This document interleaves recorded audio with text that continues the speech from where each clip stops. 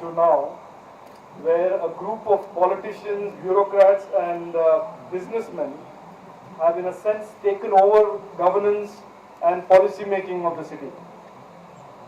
So I won't say too much today. I have heard some extremely inspiring stories, but I want to say one thing in the end before we leave.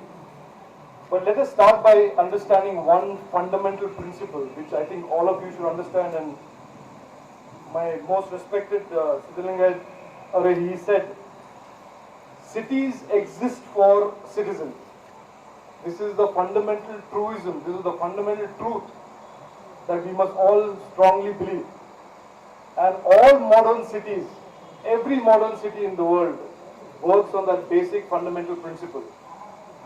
City governments, therefore, have to make it their mission to work for the aspirations of those people who live in those cities. This is the fundamental rule that people are forgetting. That you can have vision, plan, all kinds of policies, but at the end of the day, if it does not make the resident or the community or the neighborhood happy, then it is wrong. It cannot be done. And for too long, that fundamental truth has been forgotten. And we have sat silently by and allowed people to forget this. And what is most important today, and I say this as a member of parliament who for many years has been trying to wake up the city, for the first 5 years of my term, Nitin, Dr. Radhakrishnan would come to me, many people would come to me and give me a petition. Node, this is our problem.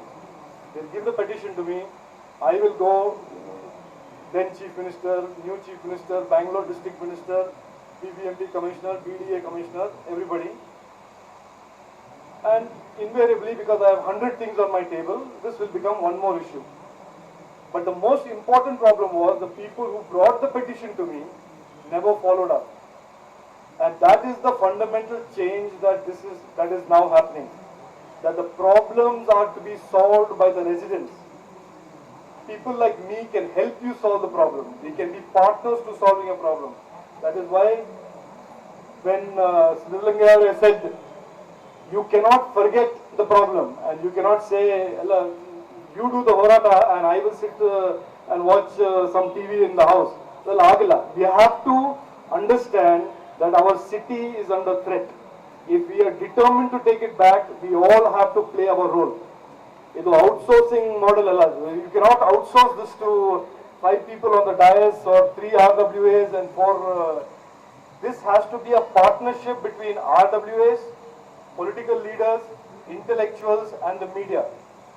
But the most important participant in this revolution or this fight is the resident association, because it is their right that is being challenged by the vested interest.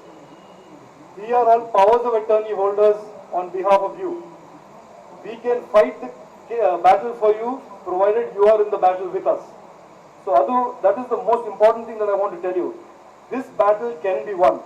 I must tell you honestly, this is proof that when Venkat Subbarao ji and Nitin and Ravindranath and Dr. Radhakrishnan tell you these stories, this is proof that we can prevail. The vested interests are not difficult to defeat. They are easy to defeat provided we are determined to fight them and determined to fight them properly and smartly.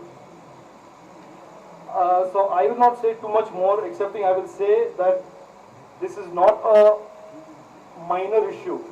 If we want to reclaim our city, and now there is an election time, so everybody will say, this is my vision, Adu, that is my vision, and many visions will come now. But we should say one thing, vision Allah is fine, we need one idea. The basic idea is the government should be about the citizens, and like it was correctly said, citizens must participate, like Ashika said, citizens must be participating, not lip service, not in a ward committee that never meets. It must be participating, he or she must be participating in the development plan of his or her neighborhood without any doubt. And the corporator, MLA, MP should be executing the vision of the resident, not ulta, not the opposite. Not that we have to listen to some vision from Delhi, Bombay, London, New York, Singapore, and we have to say, "Lala, okay, no, you do the vision, underpass, overpass." That is not what we want. We want informed thinking amongst our residents. That informed thinking amongst the residents must be translated into plans. Like I said, it is not devolution, it is evolution. The plans must evolve from the residents to the government, not the other way around. And that is the fundamental change that is today happening. What is being proved by RWS is we are forcing BBMP to come onto the table and say, Manali, you tell us what you want. You tell us your vision. Let us try and match our financial resources to your vision and see.